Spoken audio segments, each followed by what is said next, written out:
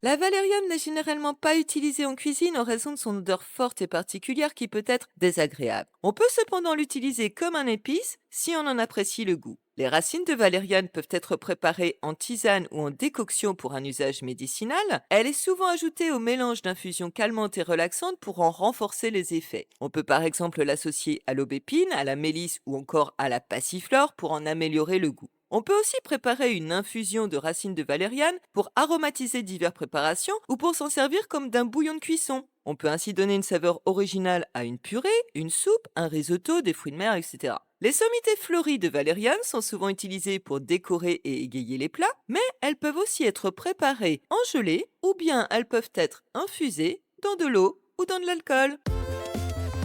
On récolte les racines de valériane à l'automne. C'est à ce moment qu'elles contiennent la plus grande concentration de principes actifs. Les racines devront être déterrées, nettoyées, puis séchées à l'ombre, car la chaleur intense pourrait détruire les huiles essentielles. Pour les sécher, il faut les découper en petits tronçons ou bien les râper. Le séchage des racines de la valériane est relativement long et peut durer entre 3 et 5 semaines. Une fois séchées, les racines peuvent être utilisées sous forme de poudre ou d'extrait. On pourra donc ensuite préparer des infusions, des teintures mères ou des extraits secs. Cependant, elles perdent une partie de leurs propriétés au séchage et autant que possible, il est préférable d'utiliser les racines fraîches. Les fleurs, elles, peuvent être cueillies en pleine floraison en été.